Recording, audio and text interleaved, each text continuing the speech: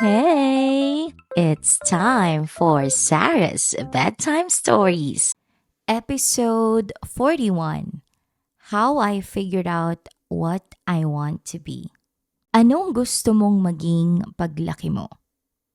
I guess that was one of the memorable questions that I heard when I was young na hanggang ngayon na medyo tumatanda na, hindi ko inexpect na sasagutin ko pa rin or kailangan ko pa rin sagutin. Story time, nung bata ako, gusto kong maging isang chef. Kasi sa mga nakikinig ng podcast ko, alam nyo na mahilig akong kumain, mahilig ako sa masarap na pagkain.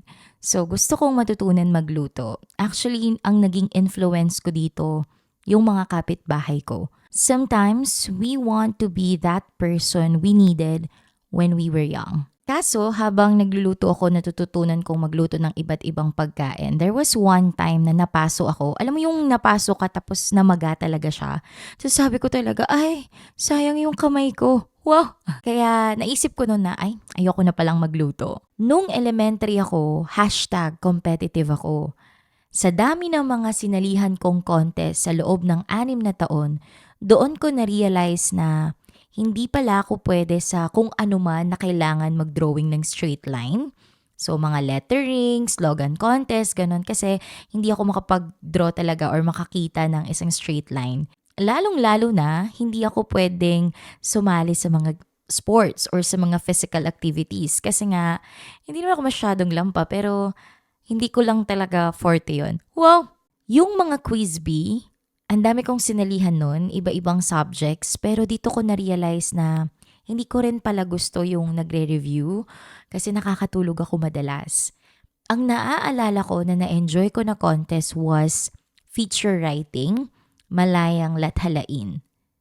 And tignan mo naman ngayon, yun yung isang bagay na ginagawa ko ngayon kapag nagsusulat ako ng mga podcast episodes ko. Pero if babalikan natin, elementary pa lang pala ako, nagustuhan ko na siya. It was Teacher Irish Makapinlak Bakani who helped me figure out the program that I wanted to take in college. Sinama niya kasi ako noon sa broadcasting team ng Maxim Royal Academy. Kaya sabi ko, nung ginagawa ko na yun yearly, sabi ko, ay, eto yung gusto ko. To tell you honestly, first year pa lang ako noon, hanggang fourth year ako, sure ako na yun yung course na kukunin ko. Decided ako. Pero minsan pala, kahit decided ka na or sure ka na sa isang bagay, dahil maingay yung mundo, maraming mga magsasabi sa'yo na, wag ito, ganyan. Malilito ka rin pala. Kasi naalala ko noon, enrollment na yun isusulat ko na yung course ko.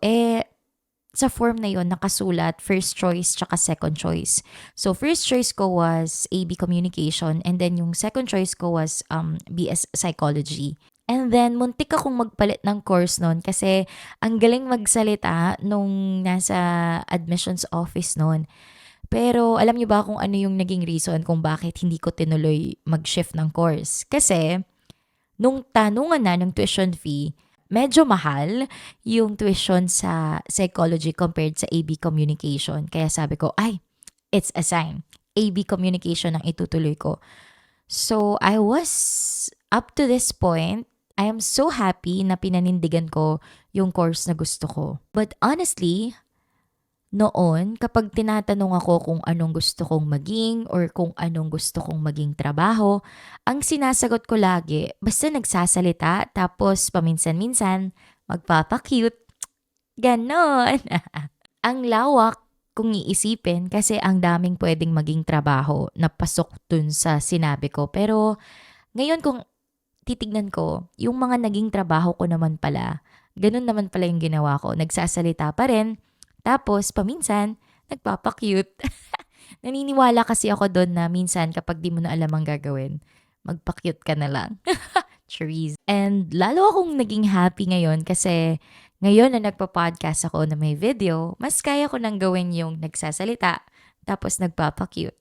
Guys, let me know if nakikyutan kayo or hindi para itigil ko na to. So the question, how would you know what you want to be? My thoughts? never stop trying new things.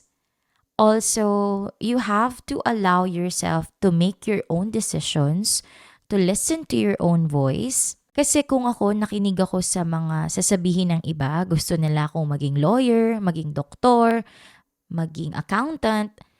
Pero nakilala ko kasi yung sarili ko dahil sa mga experiences na naranasan ko at alam ko na weakness ko yung mga yon, weakness kong mag-analyze, weakness ko ang science.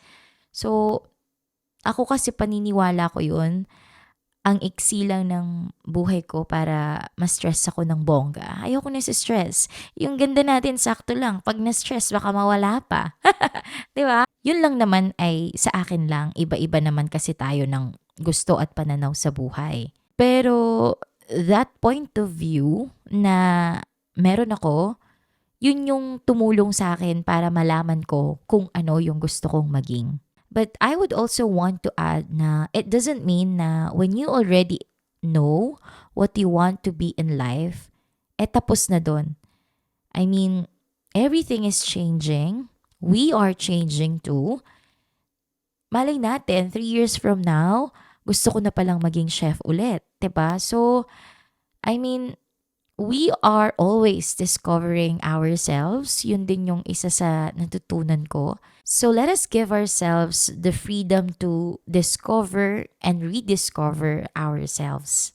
If you know what you want in your life and you have the opportunity or the resources to do it, I hope you will, because there is this joy that you will feel when you are already doing what you want in your life. Because there is this joy that you will feel when you are finally doing the things that you've wanted for yourself and in your life. But if you are still figuring out what you want in your life, don't be hard on yourself.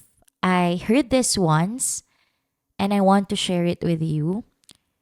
We are still young and we don't have to be miserable. So if you are still in the process of discovering yourself, just keep going because I believe everything will fall into place. Just keep going. Story time, habang nagbebiyahe kami sa may highway, I asked my friend kung anong gusto niyang maging. Ang sagot niya sa akin was, gusto kong maging mayaman. Well, ako rin naman, to be honest. And habang pinag-uusapan namin yun, naisip ko, siguro nga kung mayaman ako, hindi sana ako naghintay ng matagal para magawa ko yung mga bagay na gusto kong gawin. My bedtime thoughts, if I am going to answer the question, what I want to be, my answer would be, I just want to be happy.